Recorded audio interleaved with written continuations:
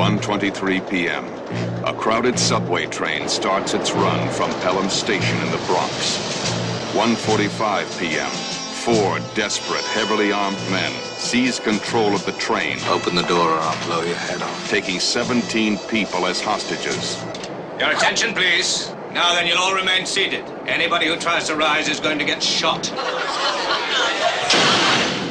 I do hope I have made myself understood. 2:13 p.m. The city of New York is given 1 hour to come up with $1 million ransom. You're out of your skull. All units stand by on the double. What's up, Z? The train's been hijacked. Millions have read it. Now you can live it. The taking of Pelham. 1, 2, 3. There is no way you can get away with this. You are underground in a tunnel. At precisely 3:13, we are going to begin executing the hostages. Nothing will happen as long as you obey my orders. New York City is held powerless in the grip of 4 ruthless men.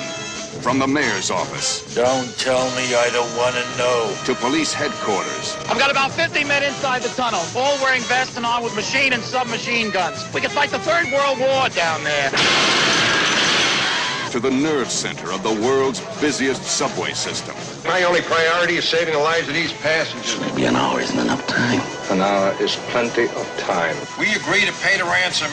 Repeat, we agreed to pay you the money. Now turn your clock off. The money has to be counted, stacked, tied, transported uptown. It just isn't physically possible. You'll be surprised what's physically possible. Pelham 123's in motion. There's nobody driving the train! How long does it take to get all that money together anyway? Just not gonna make it. We'll never make it. The passengers are dead ducks. What the hell do they expect for their lousy 35 cents to live forever? Walter Matthau, Robert Shaw. The most spectacular hijack in history. The taking of Pelham. 1, 2, 3.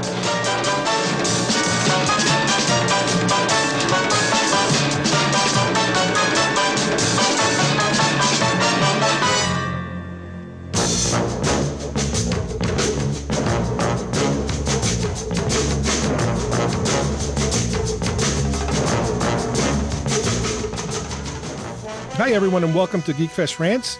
Today, we are going to be doing a commentary on the film The Taking of Pelham 123.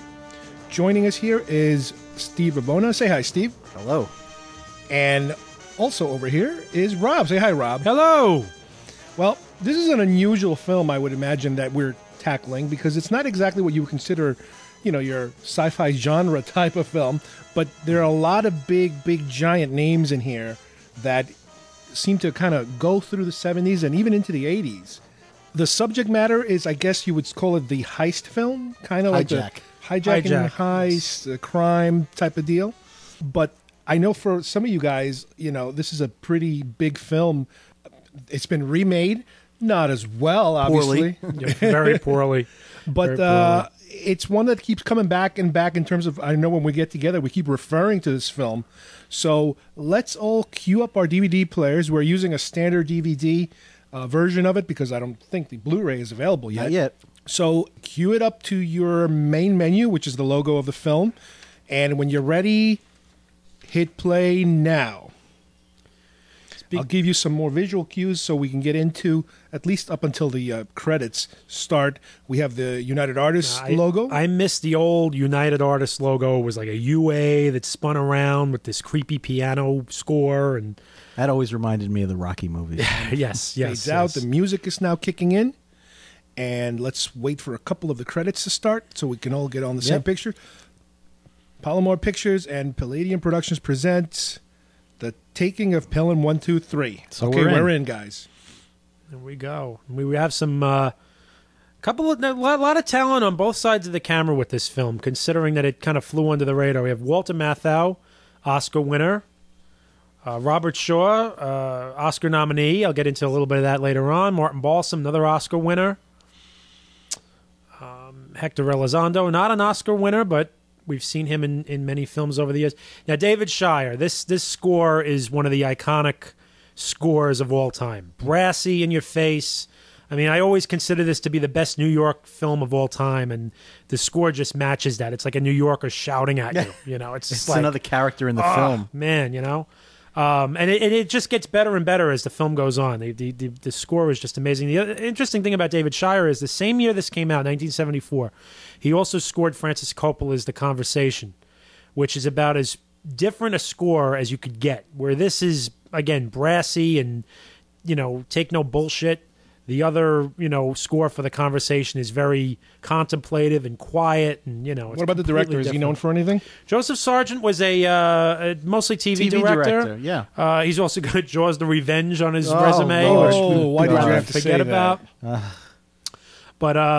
But he did a good job with this. I think if somebody else with a you know more of a style might have actually hurt this film. Might have hurt the film. Yeah, it needs to be gritty and just, you know. Well, that's New York gritty for you. Very documentary style, and that's what Joseph. Yeah, he Sargent doesn't do brings anything to this. flashy. No, nothing at all. I'd imagine if don't get me wrong, I'm not knocking him, but you know, Martin Scorsese had tackled this. Yeah. Might be great in your mind, but you know, it probably would have been a much different film.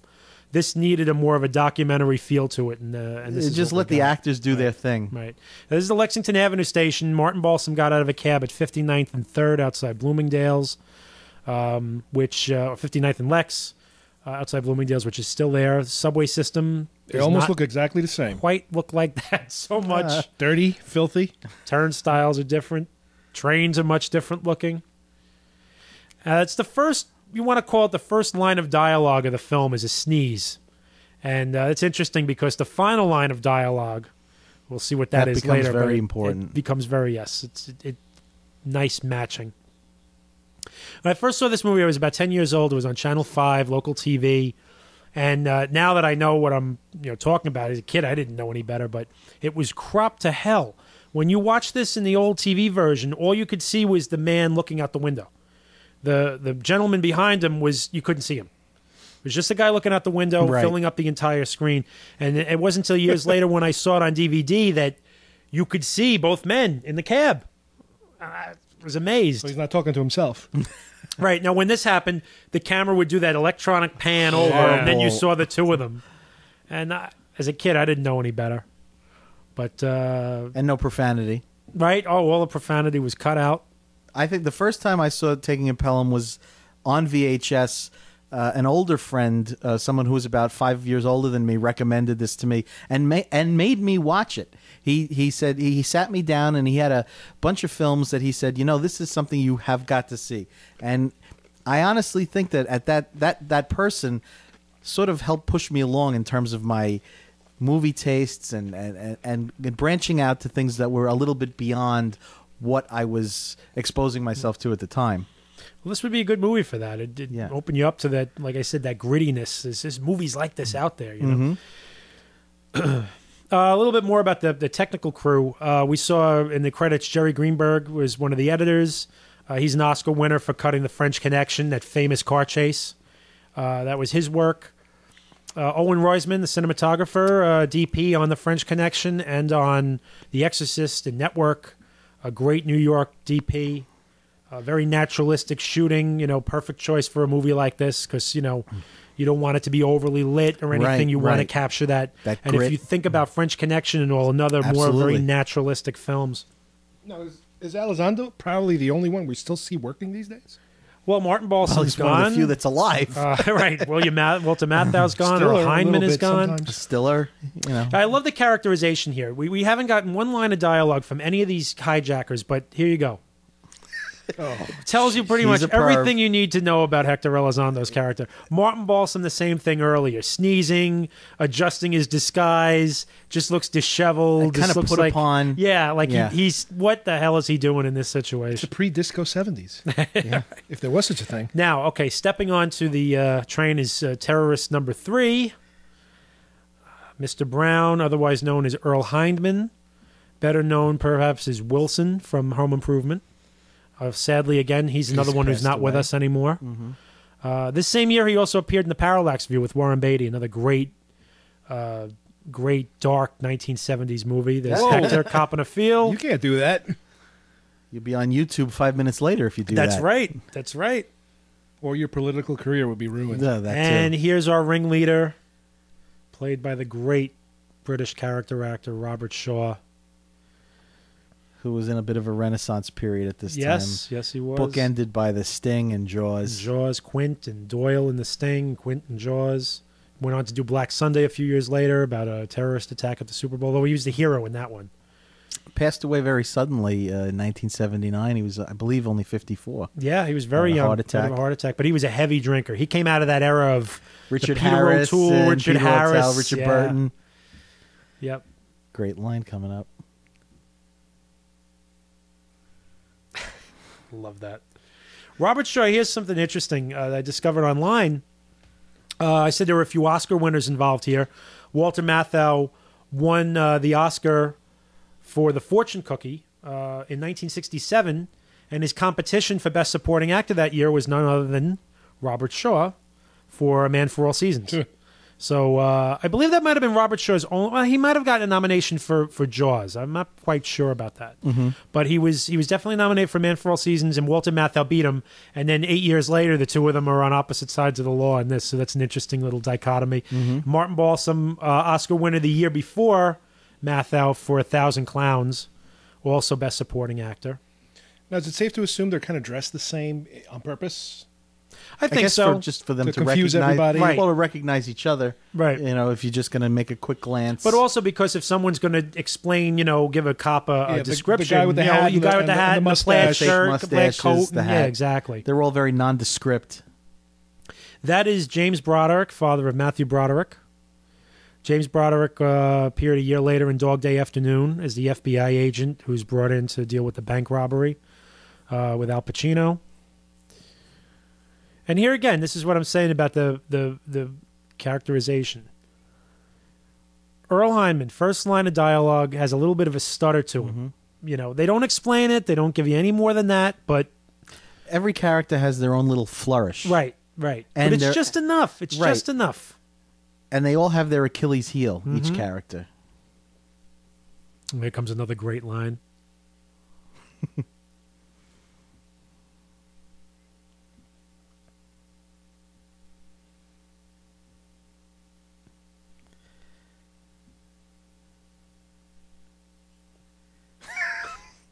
That line almost sounds improvised. I don't know if that's. I would love to get my hands on the shooting. I wonder if they were able to keep that for the broadcast. I doubt it. It's no bad word.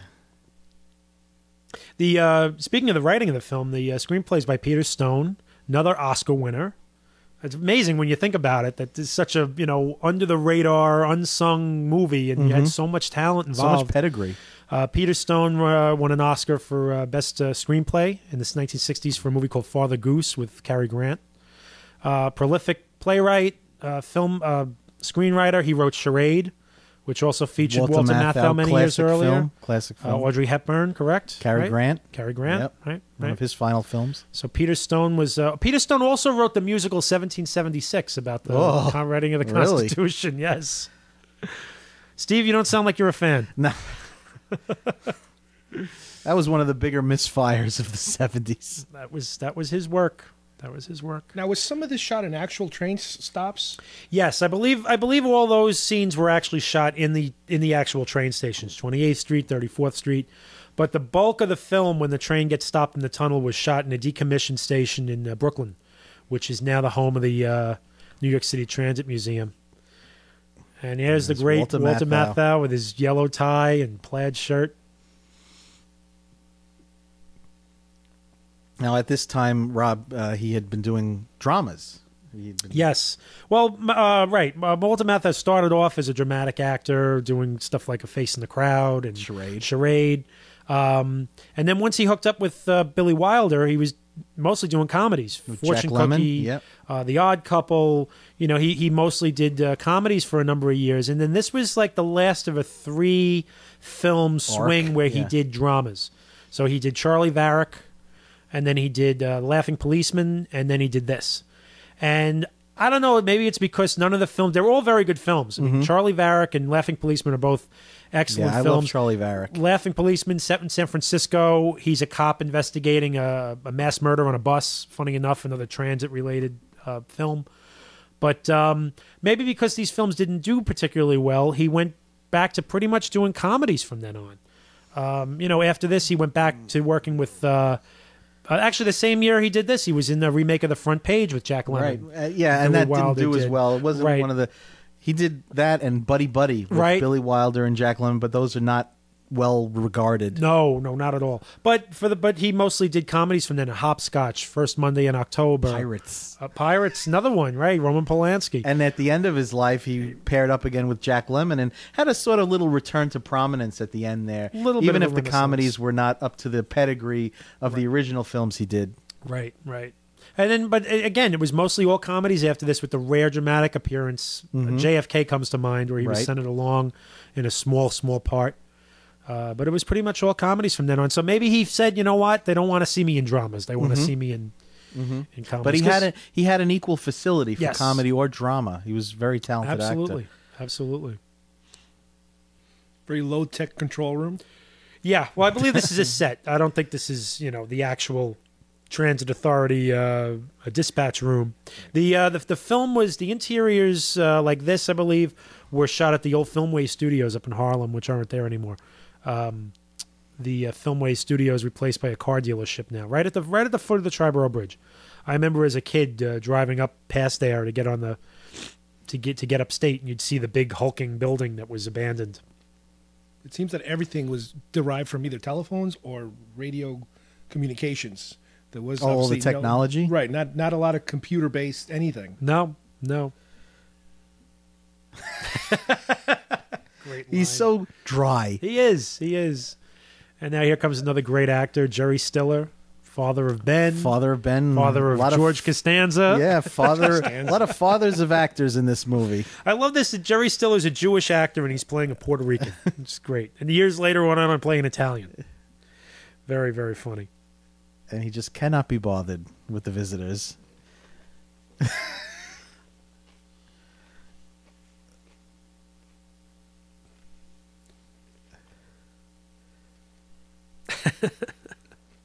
What a great line. Great dry line. I'm trying to see what paper he's reading. Is that the Post? Could be. That's the great thing about this movie too. It really captures that era, and it's in every detail. In the early '70s, when this was made, the city and the state were in deep financial trouble. And there's even a conversation later on. That's what's great about this too. It's got great political satire. Later on, we'll see the mayor and his aides debating over whether they should pay the $1 million to save these hostages, and it doesn't sound like a lot of money now, but back then, that was a lot of money for a city to spend, Now, it was a bit of a struggle for United Artists to shoot the film in New York, Rob. Yeah. Well, the idea of a hijacked subway train, you could imagine, probably wouldn't go over very well right. in the initial meetings with the MTA. But the filmmakers were convinced that they had to make it in New York. And if you've ever had the misfortune to see the 1998 remake with Lorraine Bracco, which was shot in Toronto, you'd understand that, yes, New York is the only place for this to really be able to take place. So they went and they begged the MTA. The MTA wouldn't let them do it. And then finally the mayor at the time, Mayor John Lindsay, stepped in and he got them to allow the filmmakers to shoot in the system. But in order to do it, United Artists had to buy anti-hijacking insurance at a cost of $75,000. And they had to pay another $275,000 for the use of the subway. Nowadays, it would be tons more. So you figure that for what you would imagine is a fairly low-budget film, I mean, that's a large chunk of the budget going toward just protecting themselves, protecting their assets, The book was the film is based on a book by a writer named Morton Friedgood, who wrote under the pen name John Gotti, or Gotti. I'm not quite sure how to say it. I have the book. I found it at a used bookstore years earlier. I've never actually read it. I don't know why. Maybe because I don't want it to, jibe with my memories of the movie. But the movie apparently is large departure from the book, even all the way down to the ending. They changed the ending. It's a much different story. Here's my favorite character in the film, Kaz Dolowitz, the most quotable performer in the film. I always thought that line was a little, kind of clangs a little bit about who's going to steal a subway. A little too obvious, but we'll let it go. We love Kaz. It's like a line made for a trailer. And Yes. you were saying, Steve, that you look around and you see a lot of that guys in this Yes. movie. Like there, I've seen that guy, and I've seen that guy, and there's just so many familiar faces in this. the turlet. Sounds like Archie Bunker.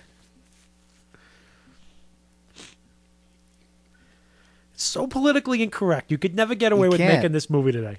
Not this way. But there's nothing malicious about this is just the time. Not at all. Not at all. Now, this is a pretty modern looking display here.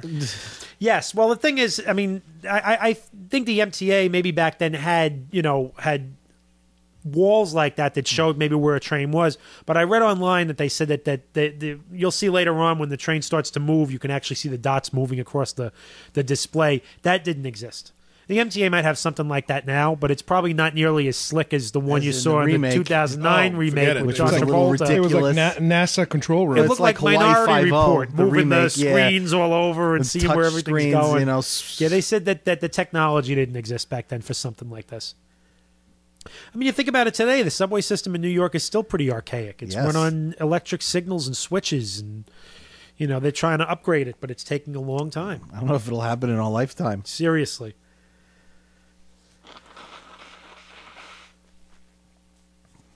Well, at least now they have GPS, so they can start to tell you where your train is, or try to tell you where your train is. But I think you still don't get cell reception down there. Didn't they They're just put working on Wi-Fi that. in? Didn't they? Are they working on it? I thought they're trying to work on it.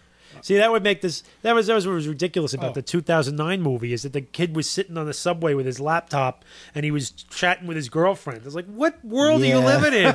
Well, I'm sure. I go 2 steps down into the subway, I can't get cell reception. And this kid's on YouTube. Give me a sure break. 90% of the films made in the 70s and 80s and even part of the 90s with cell phones, they would be irrelevant. Right. The plots would go out the window. Yes. Right.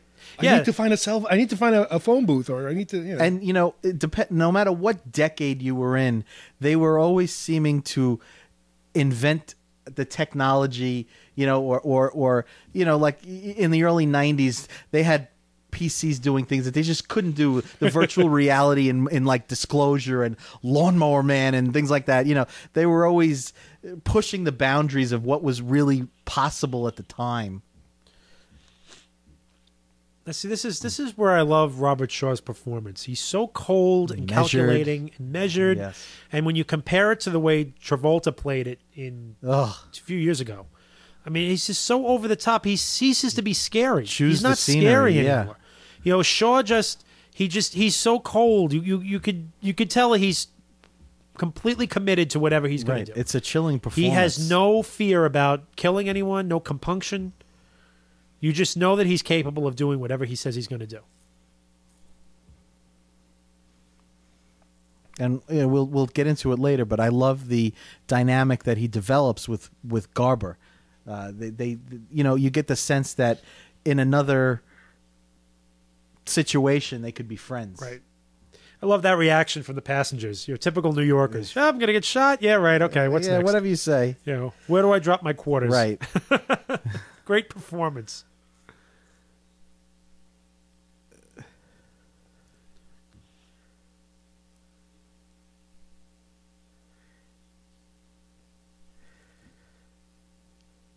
She's been around. Yes. Mm-hmm. I'm not quite sure what that actress's name is, but she. I know I've just seen her. I watched Woody Allen's Crimes and Misdemeanors recently, and Carlos, she was in that. You want to pull your weight here? What did they just say? We're running low on chips, and the dip is cold. Thank you, Carlos. See, he can get away with saying that. I just wanted to wake Carlos up. Yeah, not enough aliens in this movie for Carlos. Yeah, exactly. So. It's a tenuous genre connection. To the goddamn wall. Ouch.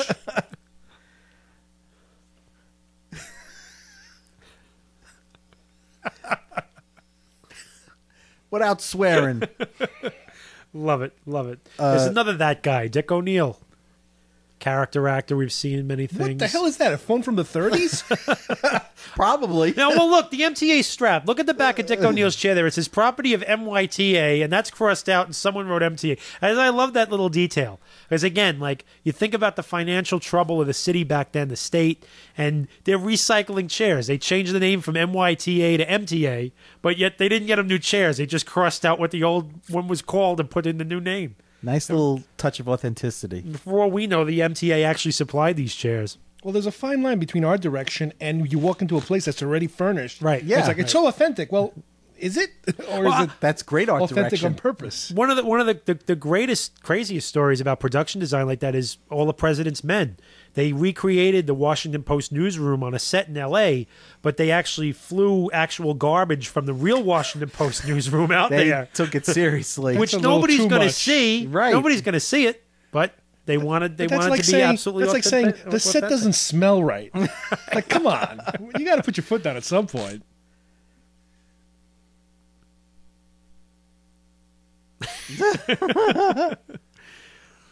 Great cynical dialogue. Here we go. Great smart-ass dialogue. I love it.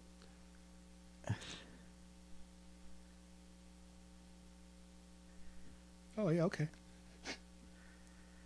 The train itself is a great cross-section of New York. Yep. In terms of diversity and culture. The doting mom, the ethnicity. the lady who doesn't speak any English, the black gentleman, what'd you call him, Carlos? A man who procures prostitutes? Yes. A gentleman. Which is just a supposition. We don't know for We certain. don't know for sure. We don't judge. Yeah, we don't want to make cast aspersions here. But he is wearing a Huggy Bear hat. I love this line. Ooh. Ooh. You can see that Mr. Gray has a screw loose. Yeah, Mr. Gray's a little nuts. And I would call him the weakest link in the chain with the hijackers. This is another little thing. In case we missed the line later on, but there's a line Robert Shaw has later where he's talking about Hector Elizondo's character, and he says, you know, I think he's mad. Why else do you think they threw him out of the mafia? Mm-hmm. Now, how bad do you have to be that the mob is too afraid to kill you that they throw you out? And again, Robert Shaw just says it so, like, you know, that's the guy I hired. What am I going to do?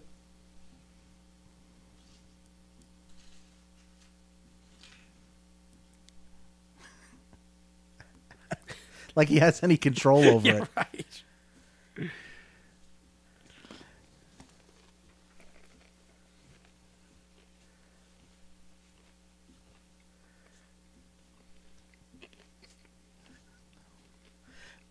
There's just no thought given to the serious nature of what's going on yet. You just get they can't believe that someone would be nutty enough to hijack a train. Well, it's that, and two, they're. I mean, that's another nice thing about this movie is as crazy as some of the characters get, is you know, they're trying to do their jobs. They have a job to do. You know that what's his name, Frank, the guy we just saw yelling there. He's got a job to do. He's got to keep the trains moving. Somebody's stepping in there and screwing that up. Right. You And know, you he see didn't how wake up crazy this they get. morning and want to do Right, that. right. He's got a job to do. Right. The other thing you mentioned was also that for a very long chunk of this film, you're being set up. Yes. They're setting up, Yep. and the audience is not in charge until later. Yes. Where you actually see the good guy. Yeah, you're talking. Understand what's happening around them. Right. You're talking about very shrewd guys who are probably 5 steps ahead of the good guys, which reminds me of Die Hard, where, you know, you have people who are not only anticipating the response of the authorities, they've planned for it. It's worked into their plan. Right. In Die Hard, they're waiting for the FBI to come because they know the FBI is going to overreach. Right. And it's part of their whole situation. Right. Same thing with this. Although Walter Matthau turns out to be far more wily an He's opponent. savvy and shrewd. But the audience doesn't have a foothold yet. No, They're right. still No. like, where the hell are we? What's happening? Yes. Well, that's amazing. It's a half hour into the movie, and you're still, like you said, being set up for what's going to happen. Mm-hmm. You know, nothing really of substance has really happened yet. Yeah, or only right now do we start to the conflict is only now getting going. And that's the thing too. The hijackers have to plan that into their timing. That the fact that for maybe the first half hour, or until they do something drastic, no one is going to take them seriously. Right. Whereas if this was an airline hijack back in the 70s, which were happening ad nauseum, the response would be immediate. Right. And that's why I like this film. That's why I like the premise, because it's playing off the whole idea of a hijack, but a subway train. How in God's name could you get away with it? It's another interesting thing too. You look at a movie like this made almost 40 years ago now, and now yes, we know they've remade this, but it's like they have to get into the conflict right away.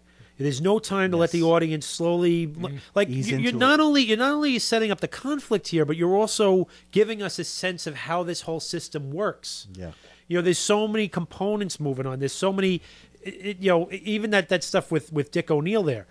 On one hand, you can look at it and go, it's superfluous. What do we need to worry about that guy for? Why do we keep seeing him? But it sets up that everything that happens in that subway system is a link, and it's going to affect everybody else. That's the great stuff where Mathau, after all that time of calling the Japanese visitors dummies and monkeys, he winds up being the butt of the joke. The expression was priceless. He speak English all along.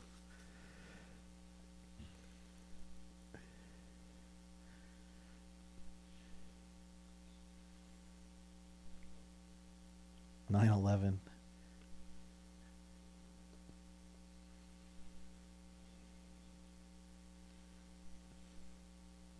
I just love the buttons and that when he says plug everything in, they're all switches being thrown. Yep.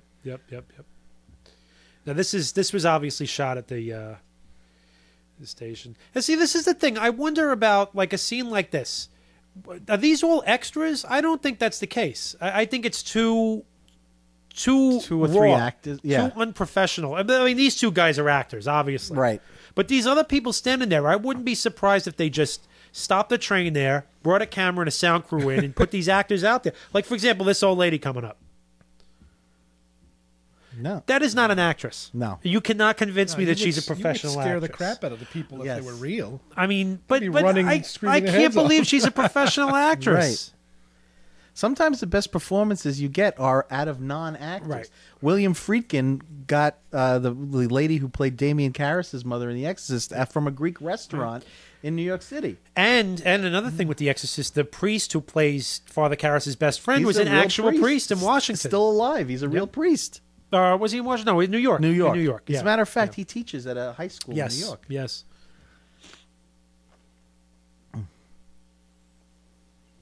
And he's excellent in that movie. He really, he's terrific. Carlos, want to help us? The soda's a little flat.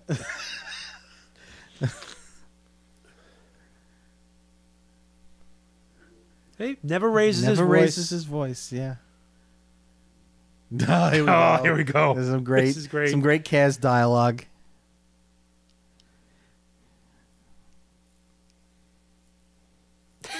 Ooh. Oh.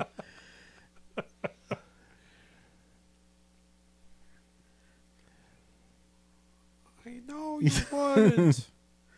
Oh, this is great coming up. I'm gonna shoot her ass off. Shoot her ass off. I don't think much has changed in the last 40 years. The only difference is that like 30 other people would have said it all at the same time. You work for the subway, I'm gonna sue your ass off. There's Walter. I'm just gonna have a bit. Yeah. Freshen my breath a little bit. See, that's where you need Mathau's character to be here, because if Frank, whatever his name is, was involved, all these people would be dead within 5 minutes. Yeah, I mean, this guy's antagonizing him left, right, and center. That's another good reason for this Dick O'Neill character, is because it gives a nice change between the two. You know, his approach obviously isn't going to work. Yeah. So is the theory that they don't have negotiators at this point, or they're not there yet? I don't know. I don't think they would have had negotiators. I mean, it's such a crazy, outlandish idea. Who would ever think that this would be you could steal a subway train?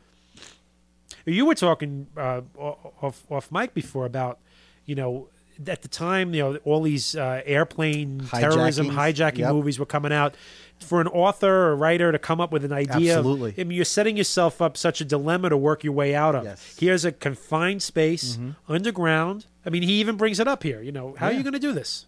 Right fly it to Cuba.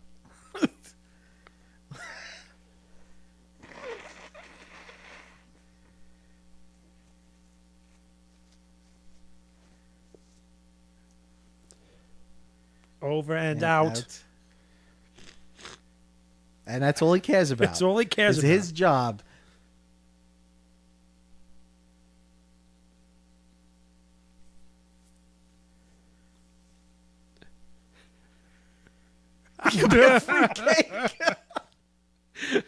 That would go out with the first rewrite nowadays. Absolutely.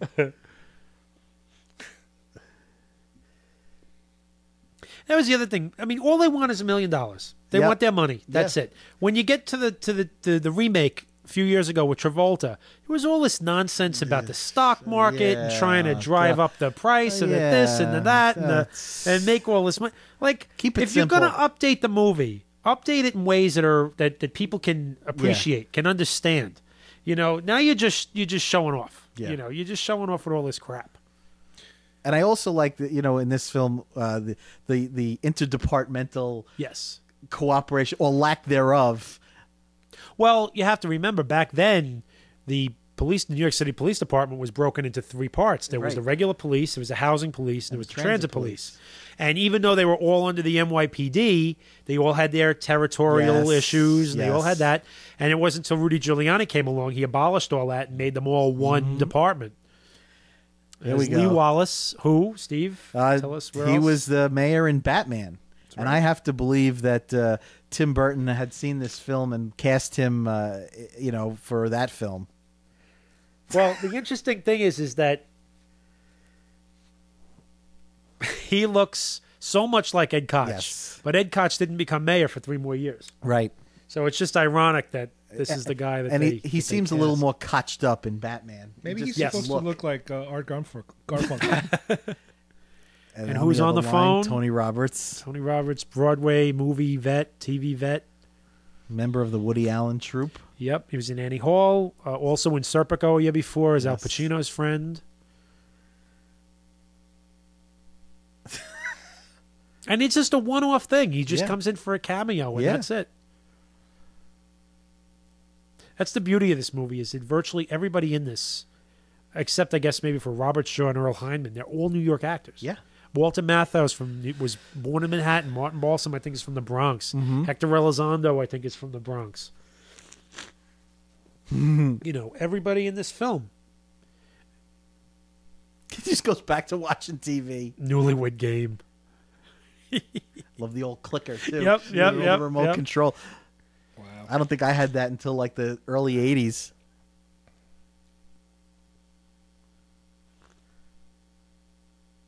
This seems to be the weakest link in the group. Well, you see, I thought Elizondo was the weakest link, but I guess, like I said, they all... Well, he has a temper. This guy has the temper. He's sick. Isn't this great? Here's Robert Shaw threatening to kill a bunch of people in an hour, and he's sitting there doing crossword puzzles. Well, that's what I'm saying. It's like he's like... there's a parallel. Here's my line. Here's...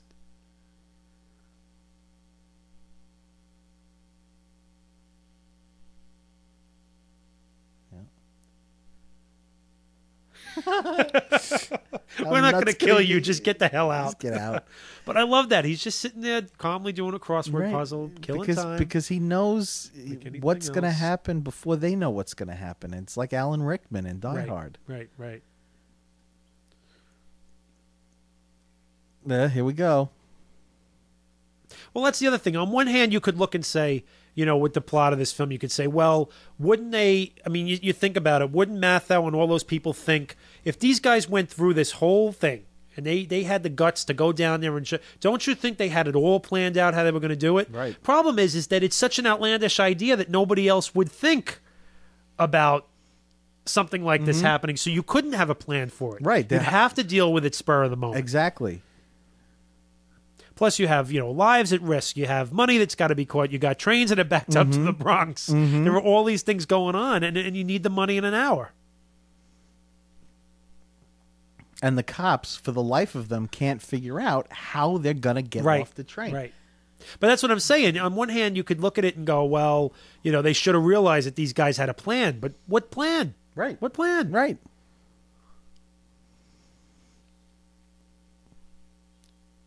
Now they're taking it seriously.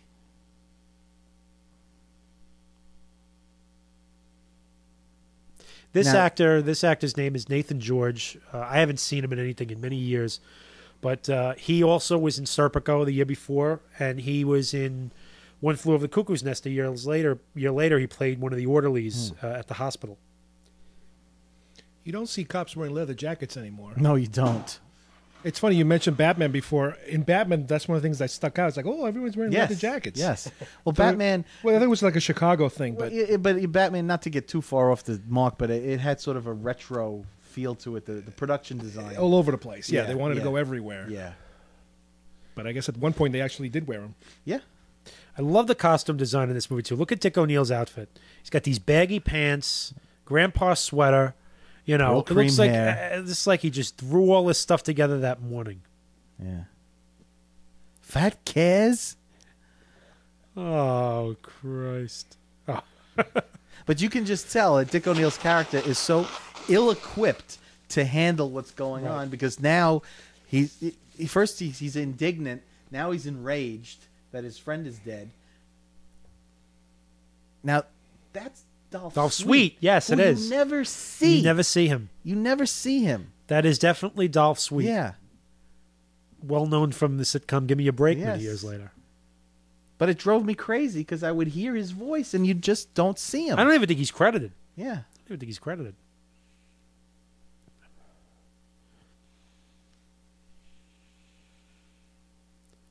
There he is.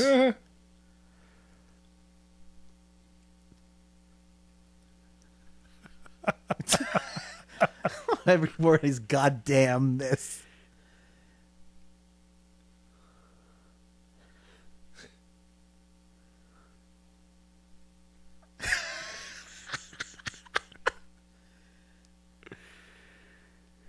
That's what's great about this too. Here's an action movie where action movie suspense thriller, but you still have some time for some satire. Some juicy dialogue. Here's these jerk off city officials who were, Bureaucrats. fighting over, and all he's concerned about, the mayor, is his image. That's all he cares about. And that's where his wife came. That's the main reason why he finally decides to pay up. It's all because his wife points it out to him. And when Tony Robbins points out what the response is going to be of the voters. That's one of the all-time great lines.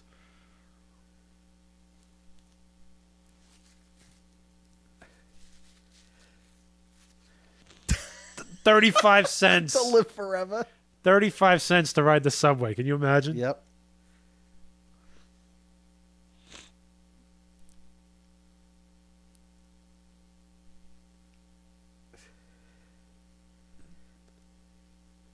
That's something that women cops. That doesn't matter. He's got to have the last word. But they make these offhand references to a cop being on the train. Yeah. But it's so subtle that by the end of the film, you've completely forgotten. Right. I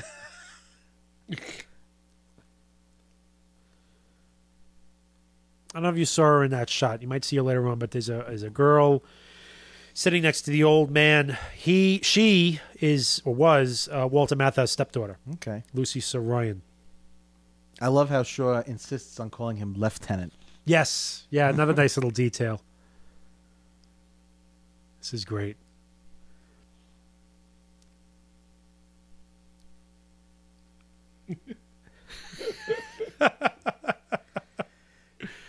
Fantastic.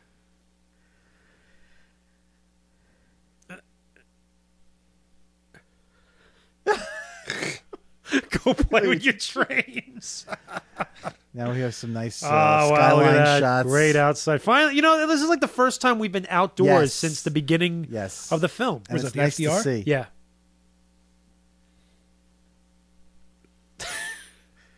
Except for that one exterior shot of Gracie Mansion. Oh, here's another great New York character actor, Kenneth McMillan.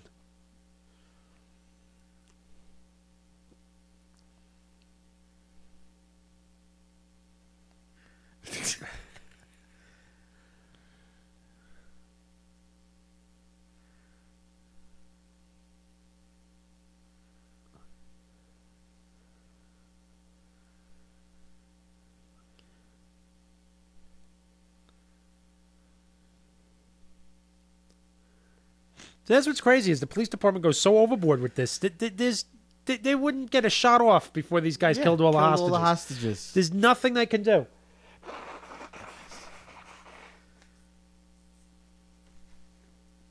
But they're preparing their typical response. Right. But yet they just can't think beyond. Here they go.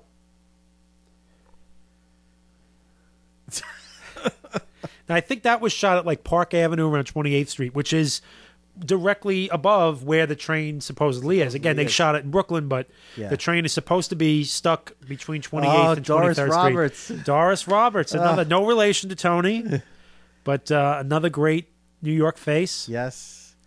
Well known as Marie Barone on Everybody Loves Raymond. That's right. To our modern audiences. Oh my God. I love her. She's offering coffee and cake.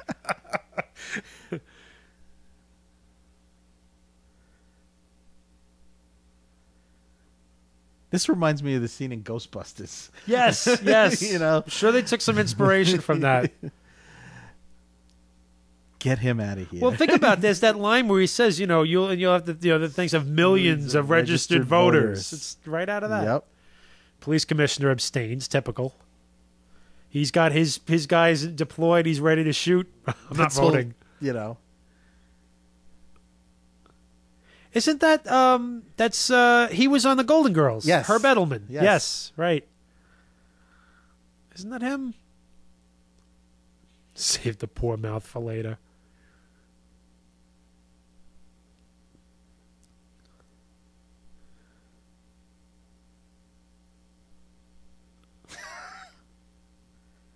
Nice tie, Tony.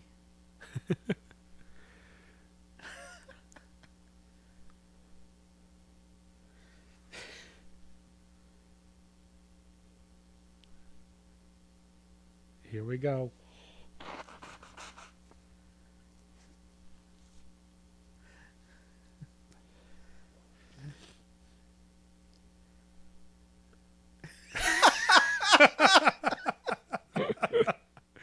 That is so perfect. It's so perfect. And again, you couldn't get away with that kind of dialogue today. You couldn't get away with it. It's so sad. What? Puerto Ricans? What? That's a great phrase you don't hear enough of in movies. Just quit farting around.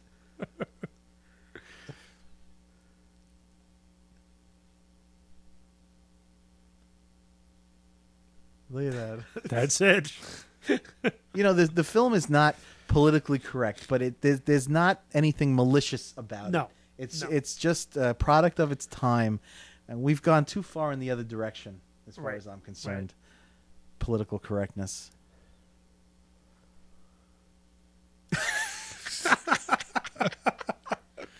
It's the way this movie handles the tone. You go from the scene. I mean, a man just got shot dead in the subway tunnel. The passengers are scared to death.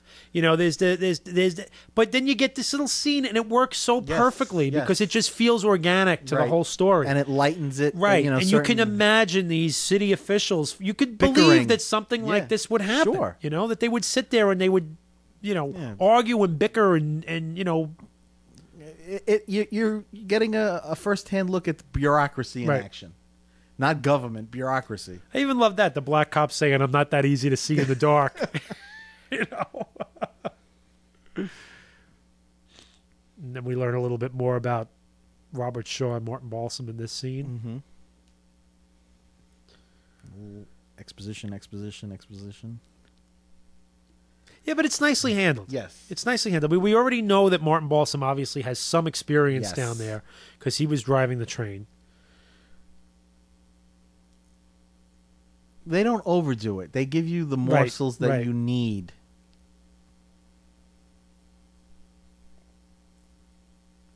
Yeah, Robert Shaw's character is a mercenary.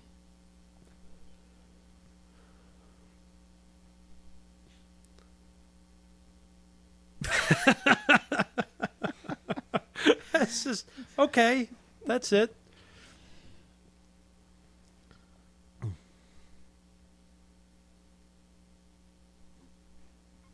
We also got it too because earlier on he was talking to the original Motorman about, peg it up to series and all this, and You know.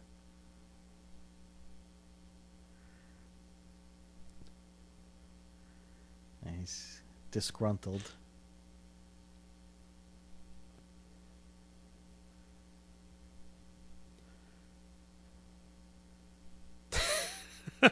Yeah, now, he wouldn't do a thing like that, but he'd get involved with these which mooks. leads you to believe he was not. Right. Well, yeah, you what's figure... interesting, I was just going to say, what's interesting is, how would they have found him? Recruited him? Yeah. I mean, it's not germane to the plot, really, but I'm just, just curious. Well, I wouldn't be surprised if like, Robert Shaw's character, advertised in, like, Soldier of Fortune or something, right. But then they needed somebody who knew how to drive a train. Right. The whole plan is predicated on having somebody who can drive a train. Exactly. And they found the perfect guy. He's annoyed with the department. He's annoyed with the transit authority for firing him, rightly or wrongly. Right. So he wants to get his revenge. A little bit about the title of the movie. Pelham 123 refers to the time that the train left its starting point. Mm-hmm. So by that means that the train left the Pelham station at 1:23 in the afternoon. And I don't know how true it is or whatever, but they say, I've read things online that say that for many years after the book came out, the transit authority would not allow a train to leave any station at 1:23. A little superstition. Out of superstition. And then eventually they rescinded that, but it's sort of still a superstition, and who knows for sure. I had said earlier that this movie was a modest hit. It wasn't, if you want to even call it a hit, I mean, modest success. It didn't make a ton of money. It was hardly a blockbuster. And I wonder if like today, the title had anything to do with it. If people outside of New York, but even just Pelham 123, what does that mean? Right. What the taking of it makes no sense. Right. Maybe if they had changed the title to subway attack or the hijacking or was that the name of the book? The book was called that too. Yeah, so that's. I love the movie poster with all the hostages flailing on the train. Yeah. And with the That guys was with their great. guns out. They used that on the cover of the Laserdisc. That's right. They did. I this is how much I love this movie. I've owned it in 3 different formats. I owned it in VHS, Laserdisc, and then DVD. All right, you're one up on me. I had the laser and have the DVD. I'm hoping for the Blu-ray. I have seen it in HD though on MGM's HD channel. Oh, really? Yeah, it's been on HD. Cool. Yeah. It'd be great. What I would really love? I mean, I'd love to see a Blu-ray of this, but have Criterion do it. Oh yeah. How awesome would that be? What's sad is that so many of the participants have passed on. Yeah. To do a commentary. Yeah. Well, this is one of those movies that only sort of grew in stature and over the years. It was like I said, it sort of came and went in '74. Was sort of forgotten. But I think a newer generation like us discovered it, by word of mouth. Right. It just became a much more popular movie. And I'll tell you, I can't tell you how many people at my job that I've given this movie to. I've seen, you've never seen this? You're a New Yorker or otherwise. If you're a New Yorker, you should have to see this movie. Right. Because it's about the city. You'll recognize the people right off the bat. No, what you describe is that was done to me. Somebody who was about 5 years older than me said, "You have to see this movie," and I was hooked from day one. And there's David Shire's great score again, just driving, yes. And it's and the way it comes in now. You realize that there's been very little score since the titles. Yes, very little score, but then it comes in again, and it gives you that that driving it's ramping momentum. It up. Yeah. Yes. And again, I love the glimpses of technology such as it is in the film, right? And I also marvel at how tightly cut this movie is too, and I think that adds to the, you have an Oscar winner, doing the editing, and it's just, it's just so the precise. Pacing is great. The pacing is fantastic. You're talking about a film that's more than 2 hours. Mayer's getting a shot in the ass. I love it. Pull your pants up, Al.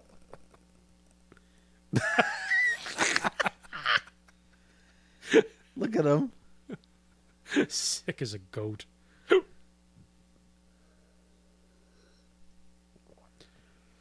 Make sure you point that out.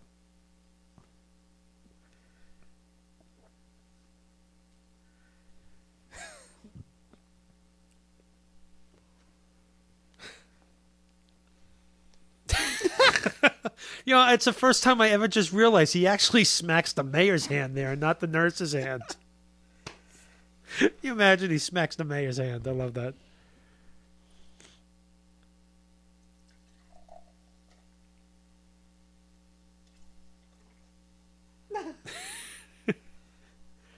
I'll do the jokes.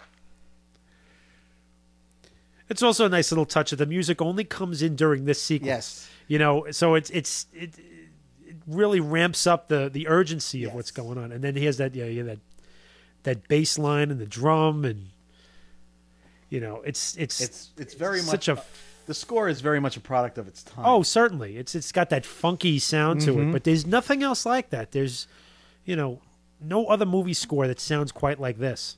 But it's not too 70s. No. It still works today. It's as much a piece of its time as one of my favorite other scores of all time is the score for Midnight Run, Danny Elfman's score for Midnight Run, and it's as 80s as this is 70s. Yes, you know, but it fits the story so well. I mean, I rarely have I seen heard a score that fits the movie so well, and I think this one does it too. It's just so perfect. You know, I mean, obviously we could talk for hours about John Williams scores and how perfect they are for their films, but it's these unsung movies that when they find the right music, it works so well sometimes.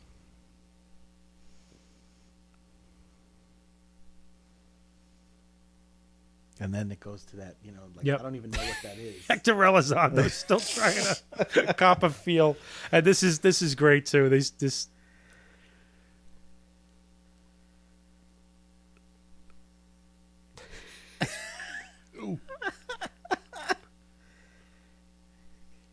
Hooker. Listen, you prick.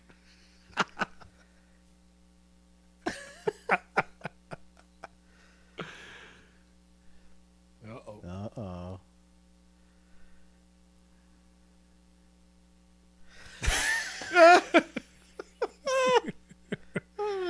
Love this.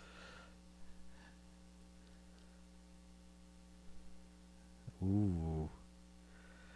A little tension. Yep, that's why the mafia throw him out instead of killing him.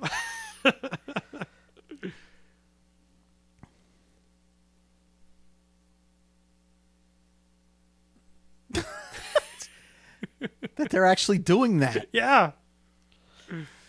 I thought they had those money sorters. I thought that did it. Oh, but he wants it in certain denominations. Right. He wants it like certain stacks of 20s, stacks of 10s, 50s and 100s. He really is giving them an unreasonable deadline. Yes. That's why Mathau is such a genius with what he comes up with to make them shut off the clock, which we'll see in a short amount of time. We'll see that in a short amount of time.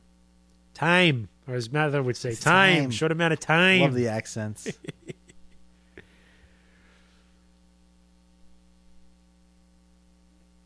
He's just whistling. Just wait. He's like, I can't wait to shoot somebody. Yeah.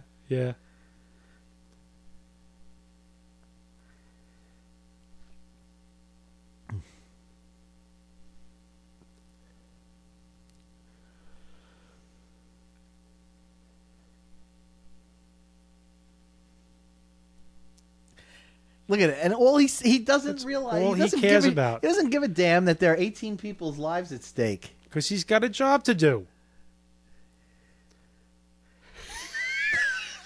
Crab ass. I'd say I'd love to see the shooting script for this because there's so many lines that just sound improvised. Yes. You know, that line and you know, some of Kaz Dalowitz's lines, and I can't imagine the line we were laughing about before about "I'll shoot your pee-pee off." Yeah. Like, I guarantee Hector Elizondo came up with that on the spot.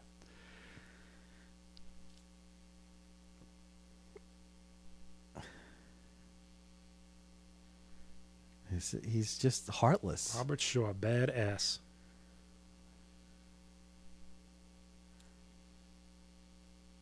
Yeah. You look at his career, and I mean, you look at these 3 movies that he did in a row. You know, he was somewhat frightening as Doyle in The Sting, but he was also a little cartoonish. But he played it really well. You know, then he does this where he's cold and ruthless, and you know, and then he does Quint, and he does such a great character with Quint. Yep. You know, he really was a talent. He died way too young. Oh, way God, too young. Yes.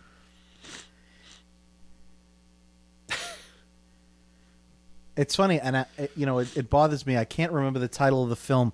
He did a British film in about 1964, before Man for All Seasons, where he kidnaps a child.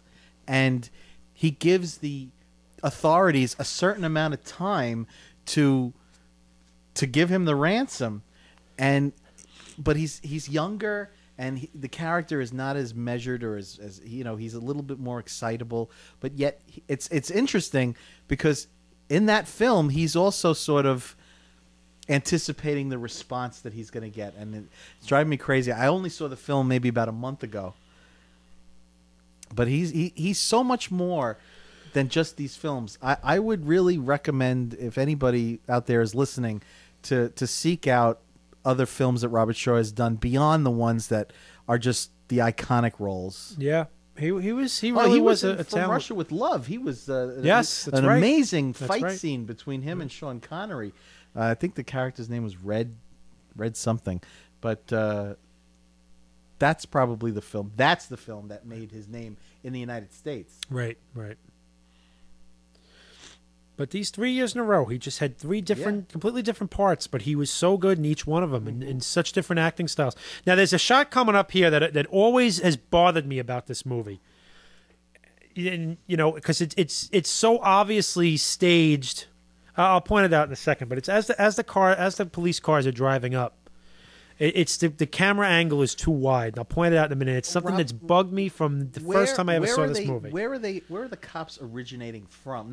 I know they're coming from the reserve. Starting down around Worth Street, down around like the financial district, around down there.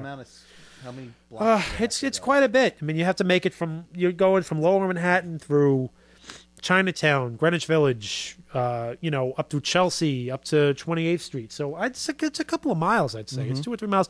You figure it's in the middle of the afternoon, New York City afternoon. I mean, eventually the moving truck backs up into their way. They got to get around the traffic. That's what I was saying before. The brilliant thing that Matthau comes up with is that they run out of time, but he tells Shaw that they're outside because it takes a while to go from the street down into the tunnel. Right. And he asks him if that's going to be part of the time. And that's what I like about Robert Shaw saying, he's in his own mind. He's like, okay, that's fair. That's reasonable. Right. I'll give you that. Right. Because they can't be expected to get this stuff, at the very least. So they were just at Spring Street. I just noticed the cross street was at Spring. So they're still only in Little Italy. They'd still have to get through the they still have quite a bit more to go. Up through the village and past Union Square.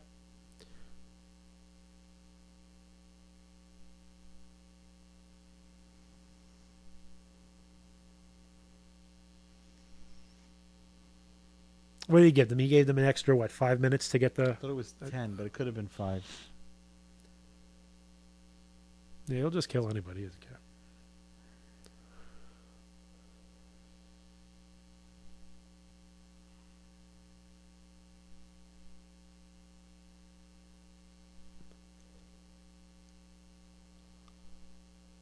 And you can see Balsam. He just he's not happy doesn't want to be involved with no. this anymore. Right? What did he get gone involved beyond. With?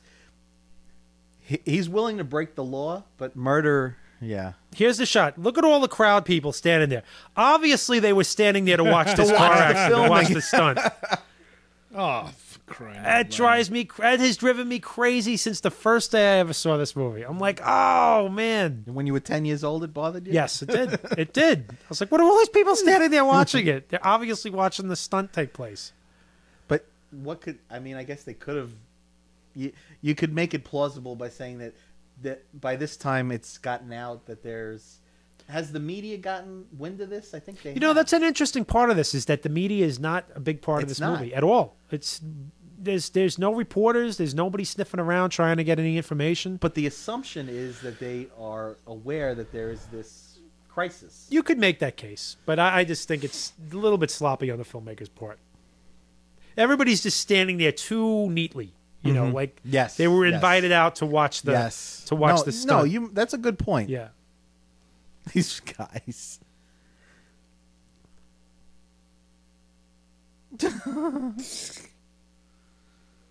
Cool cigarettes. Come up to cool. Do you think that's product placement or that's just the decorations? I don't know. No, I think that was just there. That was just there. I don't really know if they knew about product placement back then. You know, you never really saw that in movies back then with, you know, somebody was specifically using a product. Or the other way around, purposely not show a product. Mm-hmm.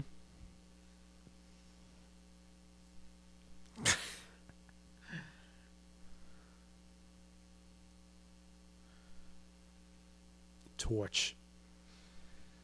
Bring a torch, Lieutenant. And what's the other thing he says to them again? He says, hands and evidence. You're in New York, pal. Speak New York. Now, even the cops look at him like, what are you talking about? Now Zeke is starting to look a little disheveled. His hair is flopping down. He's got the tie down, the button unbuttoned.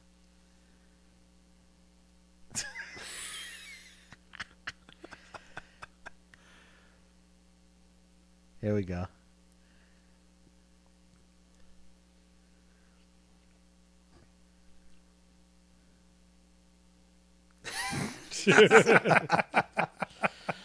The bus. Yep. Now there we go. Oh, now look in the background. Did you see that red neon sign there? No. That is the Belmore Cafeteria, which is where Robert De Niro spent some time in Taxi Driver. Okay. With the other drivers, it was a like a diner type of place. At I guess this is 28th and Park or somewhere around there. Yeah, there it is, Belmore Cafeteria. One of the cops. So for all you Taxi Driver fans out there, that's where Travis Bickle spends his time. Why are they booing the cops? No, they're not. Oh, you got booed. I wish there was just one more scene with the mayor. Yeah, I know. You know, one of these cops is a that guy. He was, you know, you'd see that guy on the right. You'd see him on a sitcom. Oh yeah, in the 70s or 80s. Now that line was not in the Channel 5 version that I watched 25 years ago. I bet.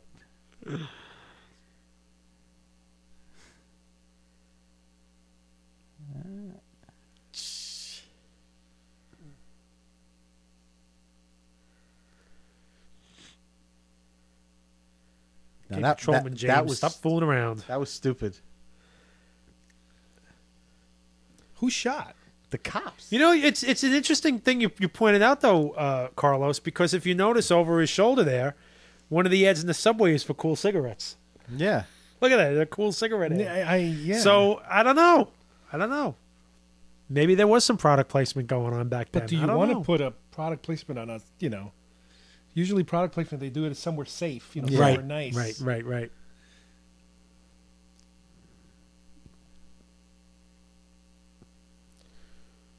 I don't know. I think it was just happened to be, you know, it was the mock-up of the train car that they got or whatever. They just loaded it with whatever ads were popular in the subway at the time.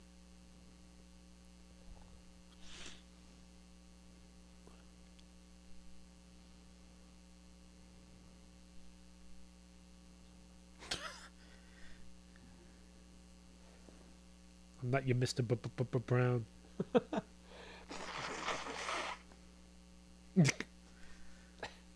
Cool it.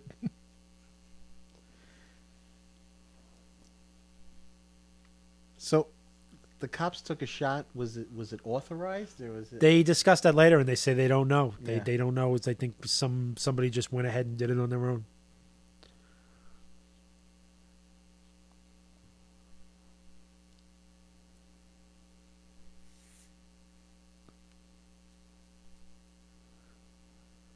That just ruins everything for Zeke.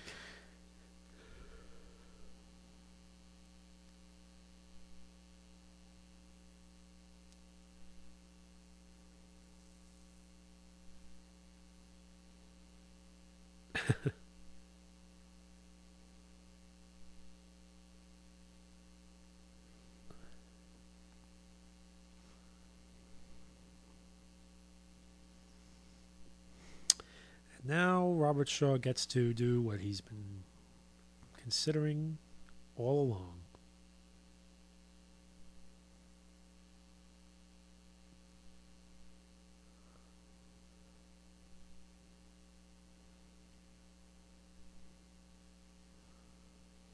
The poor guy didn't even get to take the modem instead. I was just thinking that. He was so proud of what he knew about the subway cars and everything. Excited. There's the crying Indian. Yep. Ionized Cody.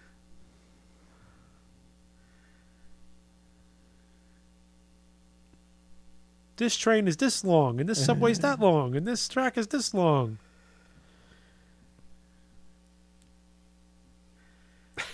Because you're the representative of the MTA, Right, sir. that's why. Yeah, right.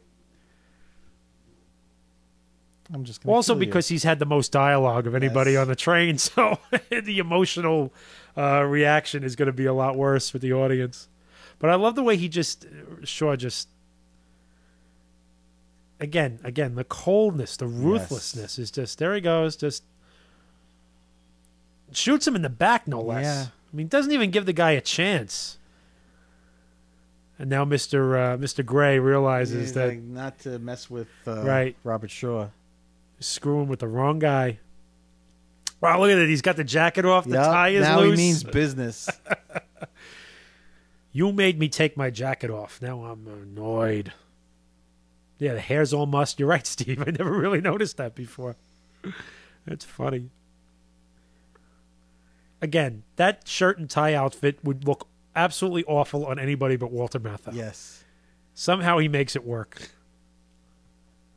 Steve, you were just talking about, they just mentioned about the cop again down there, that they haven't mentioned it in a while, and then they just sort of brought it up again and dismissed it out of hand. Right. What can the cop do down there? Okay, done. Now that's out of the way. It's not subliminal, but no one's paying attention to that. Right. But I'm saying, even though they mentioned it again, they dismissed it right away. You know, like cop can't do anything. So you're reminded, but you're also told that don't expect much from that cop. Right. So right. No, it's a nice little foreshadowing there, or maybe not foreshadowing. Nice little addition, little texture to the story. Oh, they're still down. Yeah, see, Transit Cop. That's because they had the 3 different divisions back then. And those guys were regular NYPD.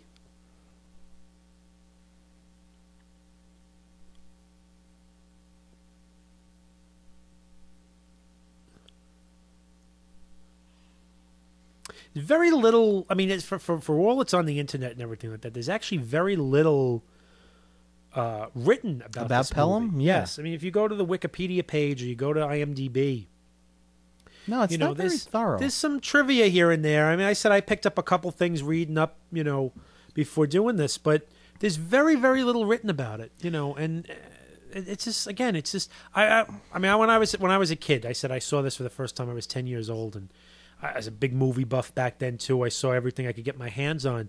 But even I had never heard of this, even with all the movie books that I had and everything. And I just remember seeing that it was in the TV Guide. Remember that old TV Guide and going through that?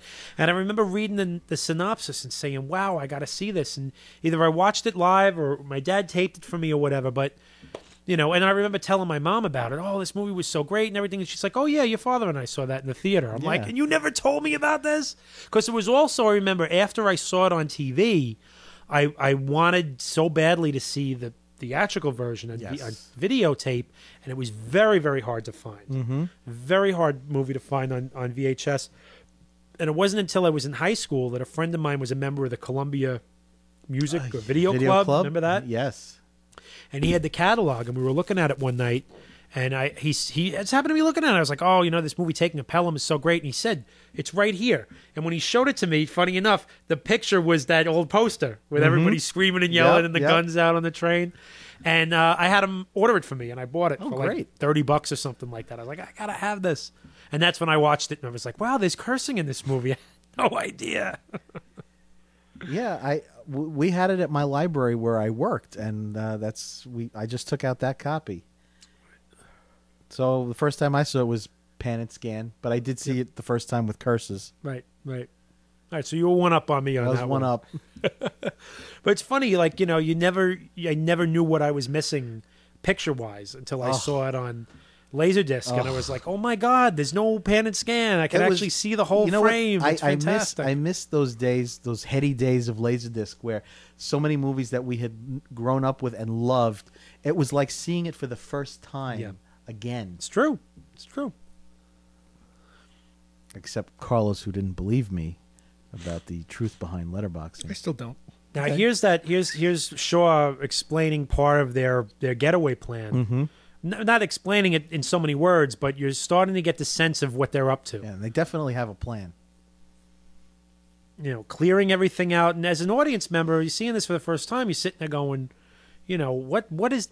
Still, where are they going? I mean, they're going downtown. The train stops at... Well, the line that they're on... No, they're on the 6th train. So the 6th train, I believe, stops... even back then, probably stopped in Lower Manhattan, like at the Brooklyn Bridge Station or wherever. Where could they possibly be going? Even if you clear out all the platforms of cops and everything, where could they possibly be going? They're on an island. Right. They're going to fly the plane to Cuba.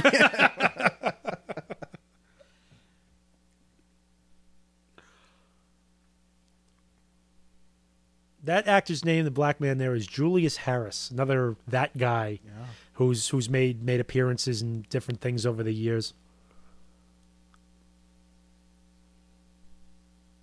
He's got a cigarette. Jerry still has a there cigarette. You go. About time somebody smokes. Yeah, but he hasn't lit it. Oh, and remember, toward the end of the movie, he asks to light the cigarette in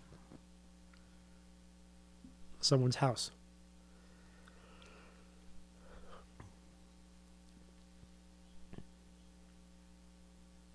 That would be so obvious, though. I mean, they would have it. Right. They'd have all the cops there. But you know what? When you're in this situation, they've had everything planned out so well, and you also don't want to mess with these guys because you know that they're ruthless. They already killed the conductor, so you got to follow their rules. You got to play by whatever rules they have and hope that you can.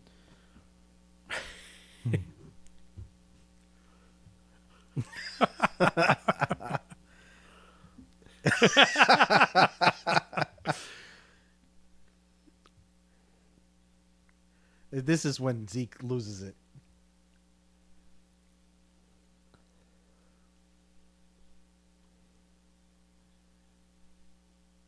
Rush hour.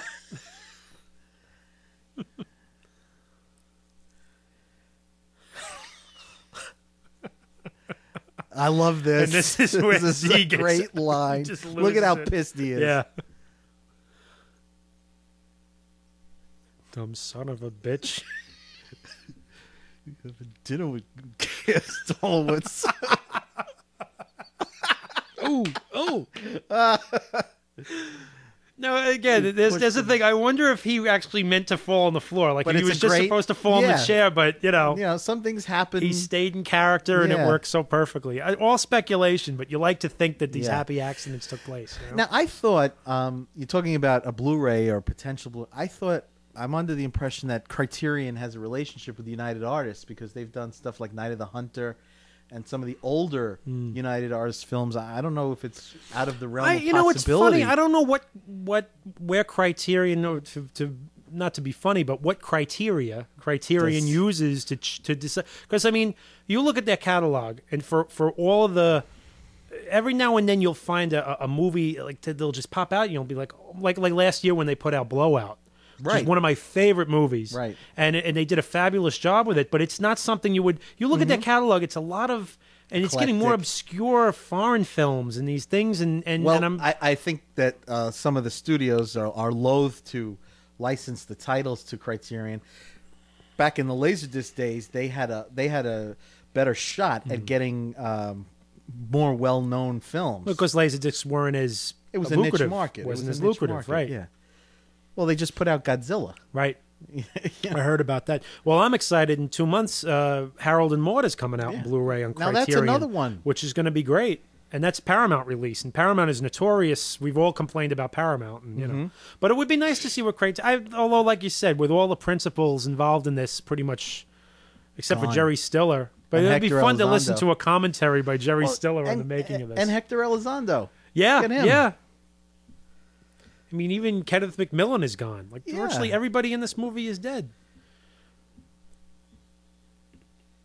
So now this is, I believe, that's the actual 23rd Street station. Yes. I mean, I think, like I said, I think all of these subway stations are the real thing. I don't think they dressed them up or dressed up that station in Brooklyn. Mm-hmm. I think the only stuff that was shot in Brooklyn was the trains that were, you know, the stationary, the stationary, right? Because they obviously couldn't block the platforms, right. But they might have been able to get the cast into a subway car and do it in the middle of the night, right. You know, just to get these shots.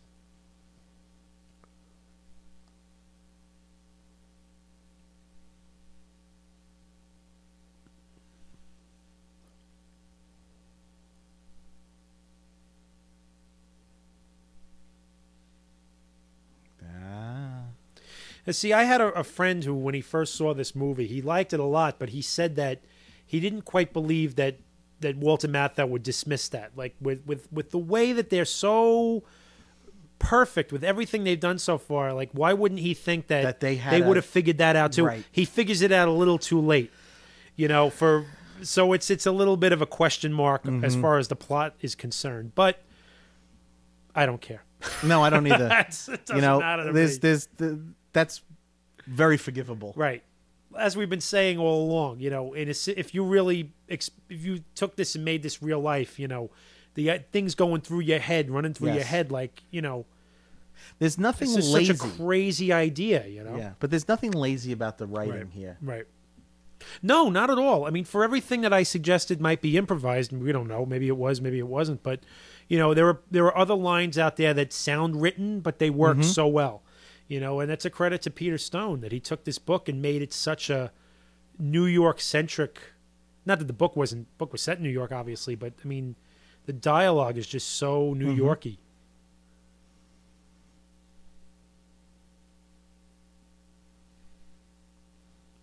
And I'm sure, like I said, Peter Stone was a Broadway playwright, so I'm sure spent plenty of time in New York over the years. But he was a Los Angeles native.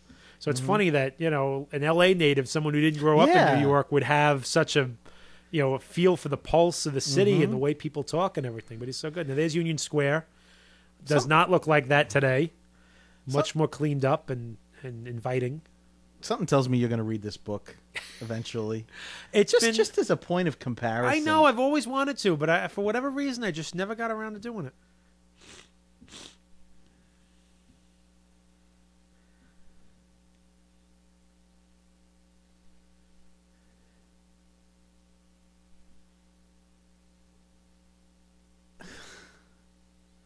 Ooh.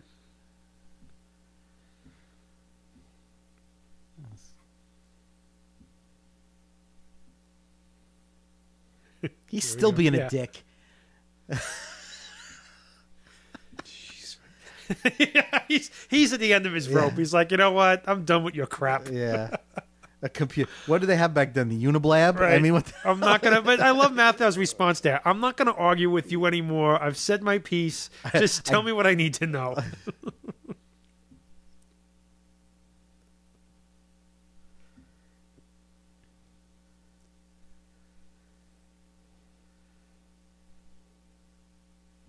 What is this supposed to be, like October, November? Yeah, it's definitely winter.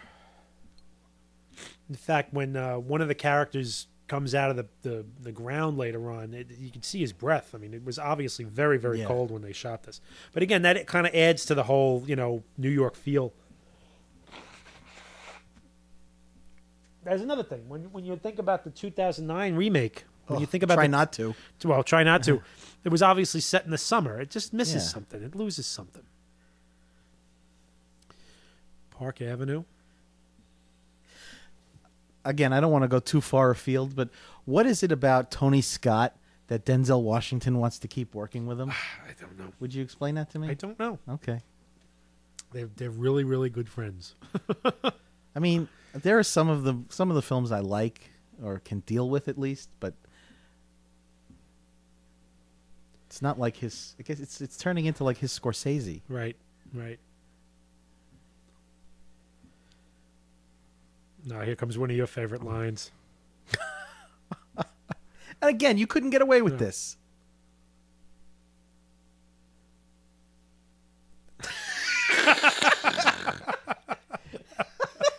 Basically, I didn't think you were black. Yeah, right. Just trying to get out of this one.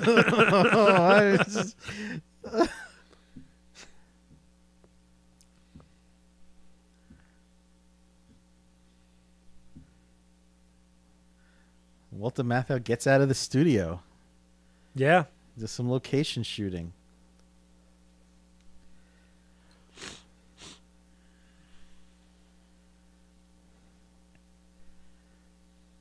Klein's.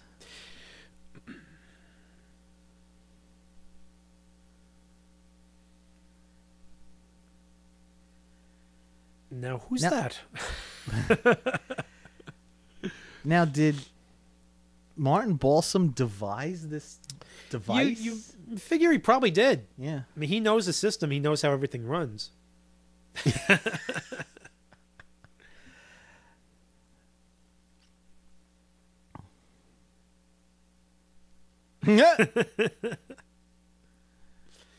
There's that attitude again. Is that George Steinbrenner?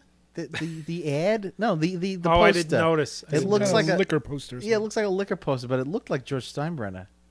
He did own the Yankees at the time. Yeah, only for a brief amount of time, though.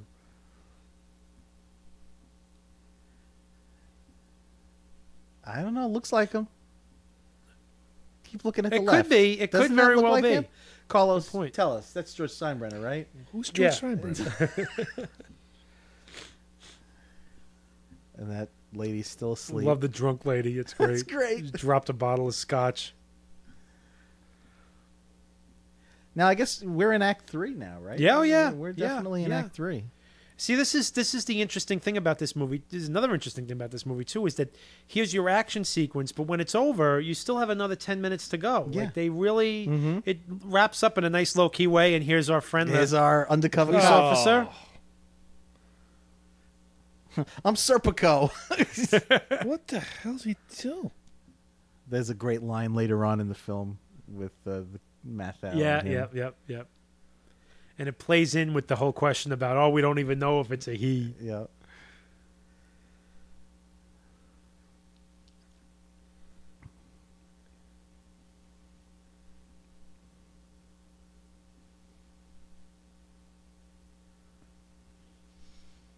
Little piano. It's a piano. Here comes the horns. The blaring horns. It literally, it sounds like an orchestra having a stroke, this music. But it works. Yes, it works. does. It's like, okay, play all the instruments as crazy as you can think of it, you know?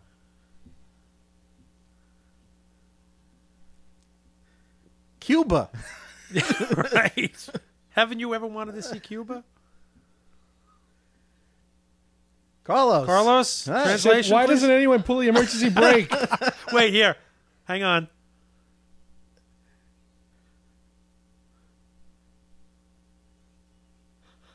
And that was You a remember. chapter on the Laserdisc. That's right. That was the chapter stop. This is like a scene out of Airplane. Yeah. It was.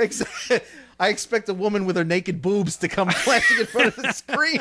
I remember that on the Laserdisc. That was one of the chapter stops. That was line. classic. Pull the lever. With no like bleeps or dashes No, or anything. it It was was fucking, written yeah. out that way.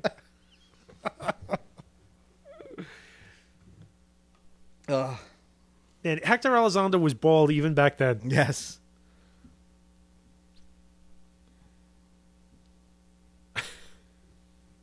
Mustaches. Fake noses. Ouch. And see, Carlos, you were asking before about the why they were all wearing the same thing, but see, they're going to change their coats and stuff too. So even if somebody says, "Oh, a guy wore a brown tweed coat," you know, it's not the same guy. Like, you Now know. the cop looks like he's injured. Is he injured coming off the train? He I wasn't think so. shot. Yes. No, he fell off the train, but fell off in a way that you know hurt himself? Yeah. Although the train didn't look like it was moving very fast, but it could have been the way he fell off. He hit his head on something. Yes, it you looks know, like his head is you know, bleeding. Right. Here's his aha moment is coming. Mm-hmm. And again, that friend of mine, I mean, he makes a good point. You know, yeah, it comes a little late, you know, for the convenience of the plot, but so be it.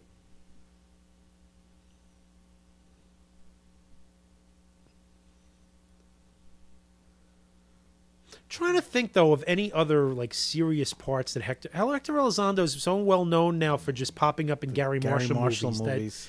And he's been in every movie Gary Marshall ever made. He's like his good luck charm from Flamingo Kid on. He's been in every Pretty one Woman, of his movies. His good movies and his bad movies. Right, even these everybody in Hollywood movies that he's doing, he figures out a place to put Hector Elizondo. But I'm having a hard time coming up with any other serious parts that he's played. I mean, he was a regular on Chicago Hope, a television series for a long time. This is you, Rob, in about 20, 30 years, maybe. Oh, green! I love it. Now the screaming can really... Now the lady with the boobs is coming. $20 trick hooker's going to take off her blouse. Yep.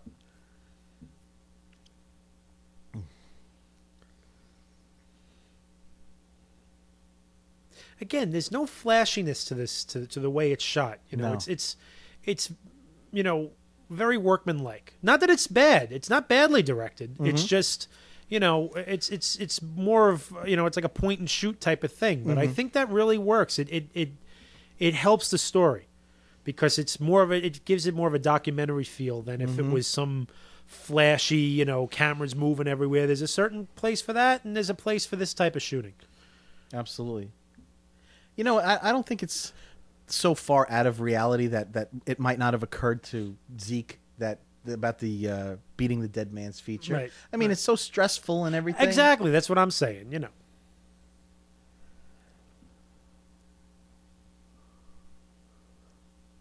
Now so much happens in the span of a minute. Yeah, yeah.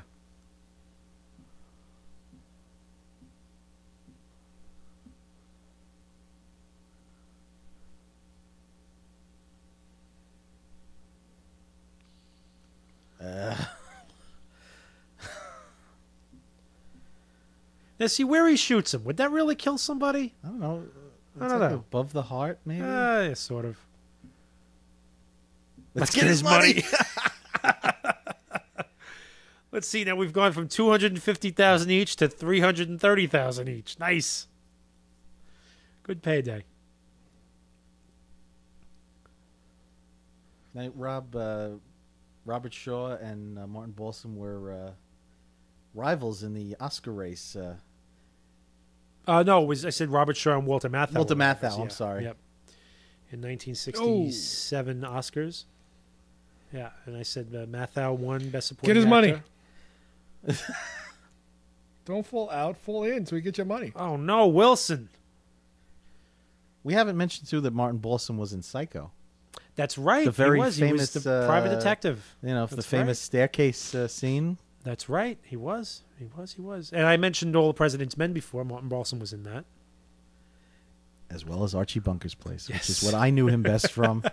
Murray Klein from Archie Bunker's Place. Oh, and another one of my favorite movies, a schlock classic, The Delta Force. Oh, yes. Martin Balsam, That's right. With Joey Bishop and Lainie Kazan and all those great Jewish character actors. That's he right. takes that money.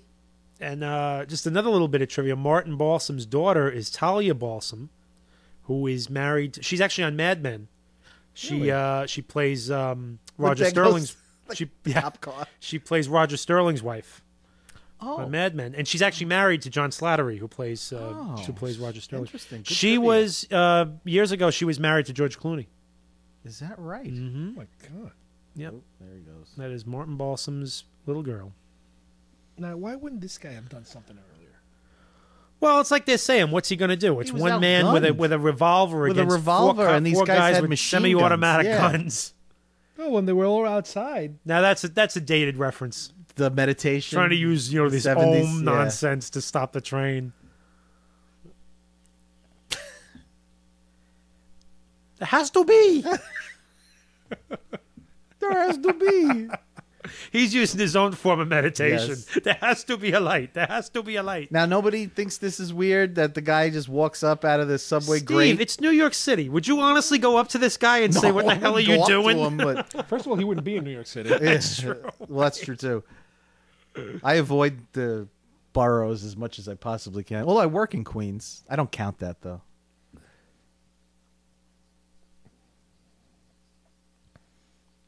I consider, real queens like Astoria, Long Island City, Maspeth. I try to avoid those places. But I'm saying you wouldn't. If a guy walked out of a subway, out of a street grate over here in Huntington, you wouldn't do it. You wouldn't go up to him and be like, "Excuse me, what are you doing, sir?"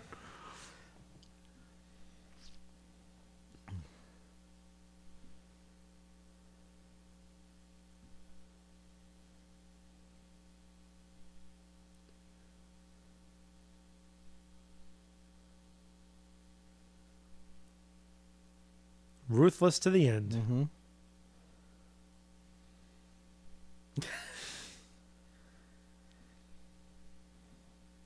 Now here's a genre connection for you, Carlos. It reminded me.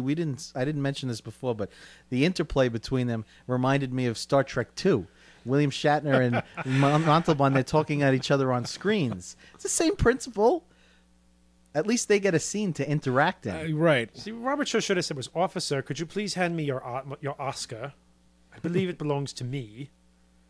Now, when does Ned Beatty gets pushed through the train to the side and the two cops are following? That's Superman? Oh, wrong movie. Yeah, that's what this movie needs is Gene Hackman. Gene Hackman. Every movie could use a little Gene Hackman.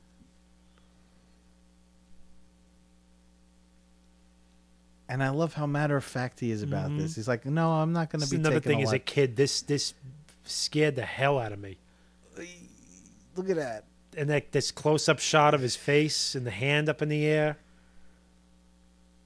Don't they have protection from the third rail? Like if you're in a subway train that it's over the third rail, but there's nothing to stop you if you're down there from putting your foot up against it deliberately. Yeah. Ugh. Wow. Now, does it make sense for this character to have done that? Yes, it does. Oh yeah. Yeah. He's been, he's a mercenary, and he's not going to be taken in. He's finished. This was his big payday, and here's it your failed. line. Yeah, here's your line.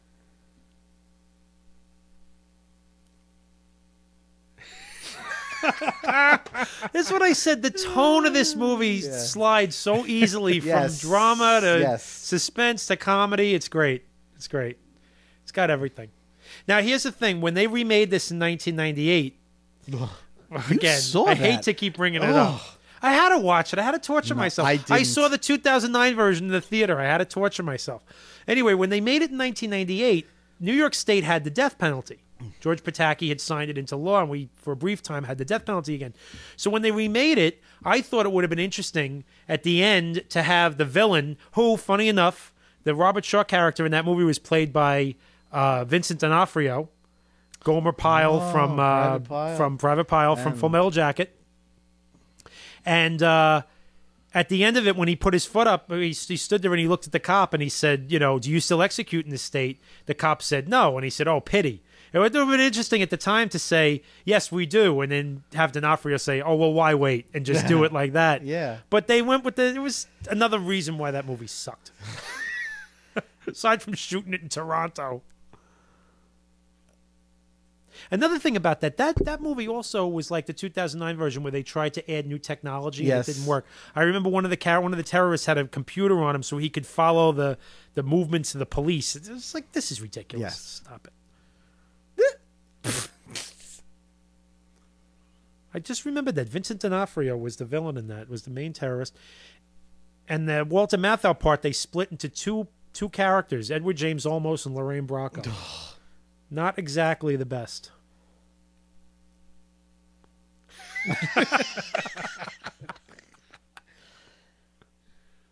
Joe, welcome.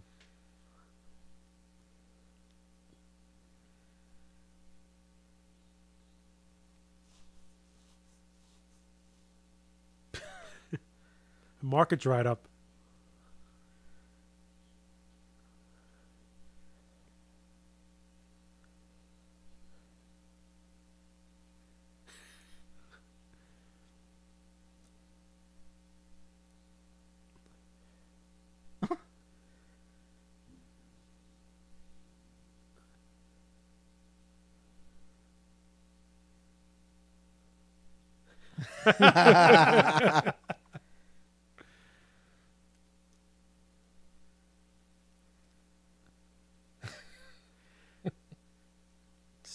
bad Matthau and Stiller didn't make another movie I know, together. they should have made another They would have movie been great. together. As great as Matthau and Lemon were together, these two had a nice Mutt and Jeff thing going Yes, on, they you know? did. Yeah, he's in. Why is he in his uniform? You know who they sort of remind me? I don't know. You know who they sort of remind me of in this, in the movie FX years later? Brian Dennehy and Joe Grafasi. yes. They got that same, you know, Dynamic, like goofing on Yep. each other kind of thing, and they're both cops. That would be another fun movie to do a commentary on. FX. Mhm. Great, That's a great great movie. 80s movie. And here's our first guy, and Maybe not. nope.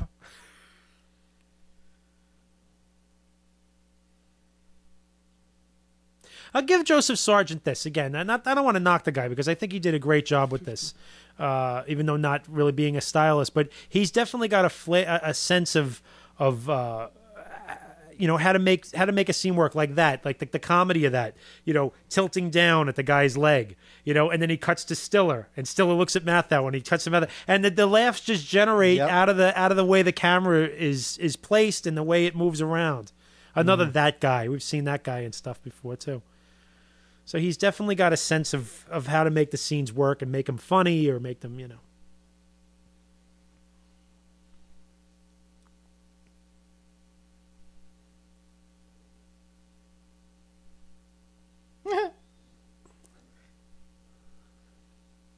$0.50 to cross the Triborough Bridge, 35 cents to take the subway.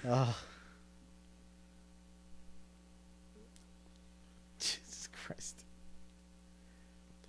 It's Martin Balsam having his Tom Brady moment. Yep. Rolling around in a bed full of money.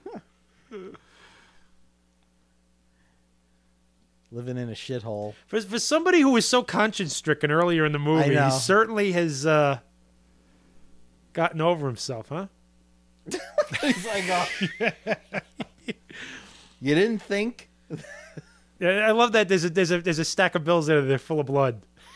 Good luck passing that, pal. Yeah.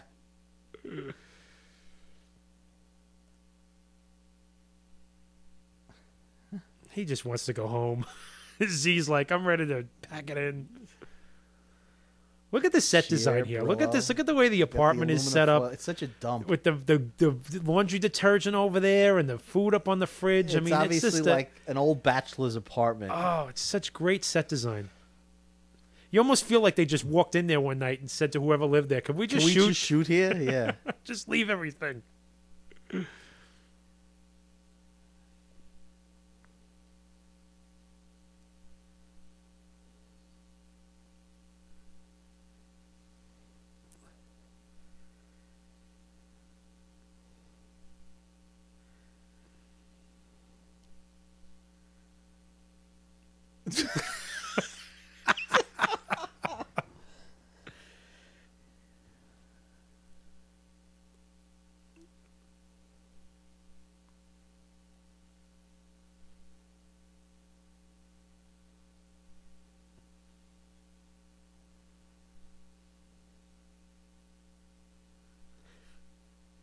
Jay-Z.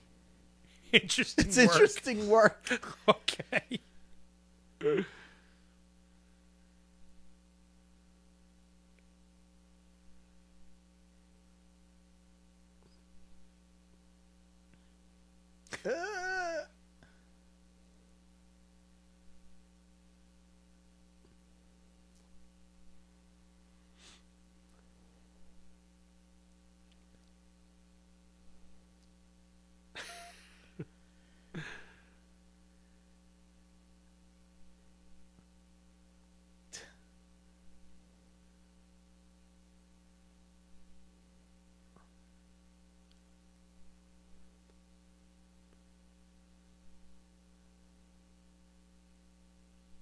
There you go. There's your cigarette. Yep. About time. He just starts picking through his bed.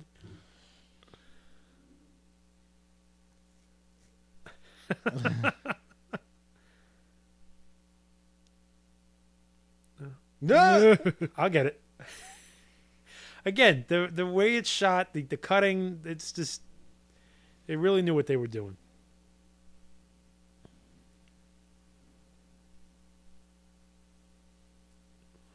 Now, remember I said before, the first line of quote-unquote dialogue was a sneeze.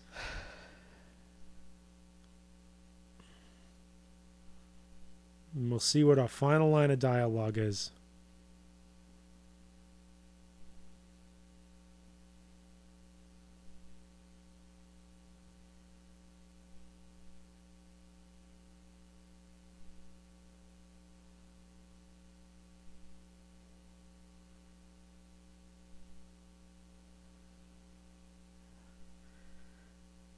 I love the look on Walter Matthau's face.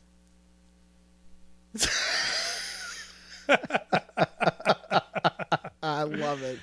What a great movie. Now, when I saw this as a kid, that ending knocked me out. Yep. I was like, that is the greatest ending ever. Of course, now I've, seen so many other movies, and I go, wow, that's a great ending. But that just... Few movies end in such a... If he would have kept his mouth shut, he could have gotten out. Yeah, exactly. Yeah, he kept rubbing it in their face. That's right. Now you start talking. Oh, yeah.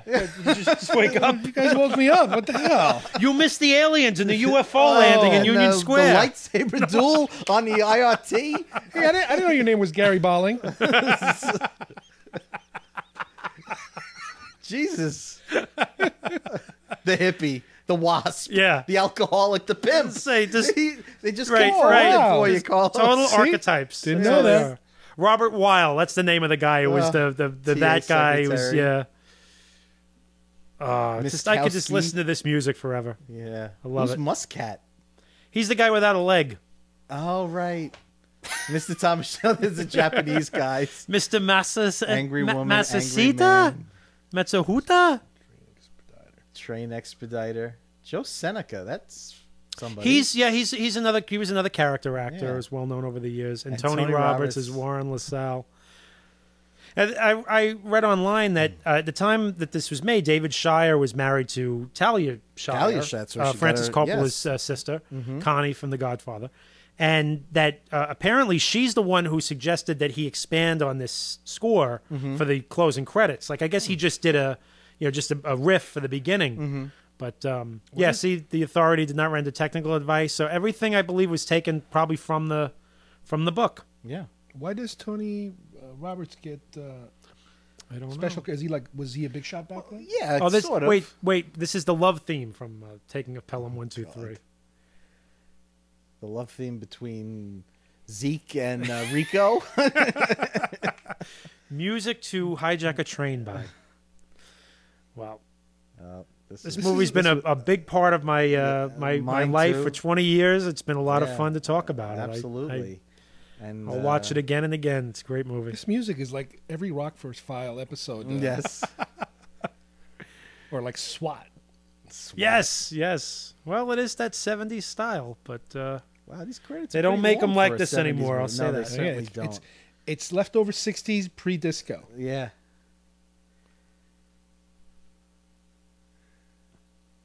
Did this win any Academy Awards? No, I don't think it was nominated for anything. Wow.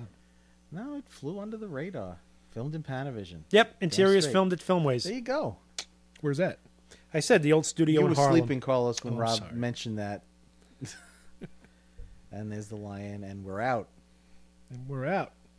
Well, any final thoughts? It's just I was really happy to do this one. It's the quintessential New York film. Yes, and there are many. I don't want to say pretenders to the throne. There are many movies out there that are great New York movies. Anything by Sidney Lumet that was shot in New York, Serpico, Prince of the City. Yeah. Anything along those lines. But this just I think just has. But this has an edge to it. That's the thing. Yes, it's not.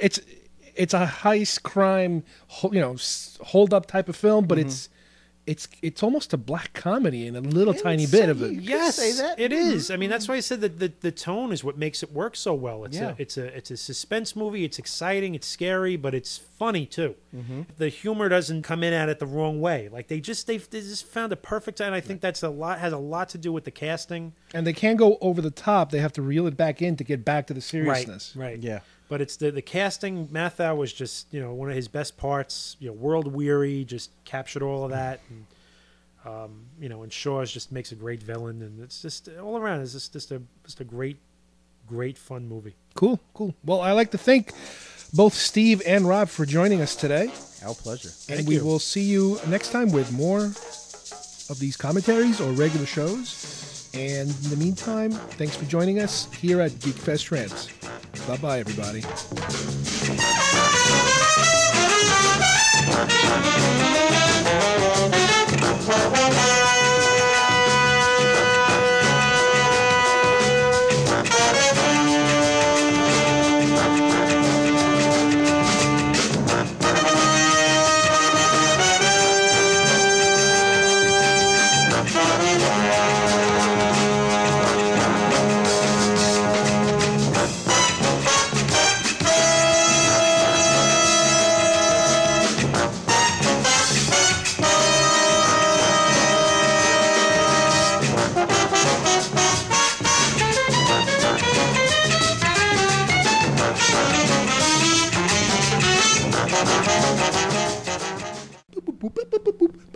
Stop.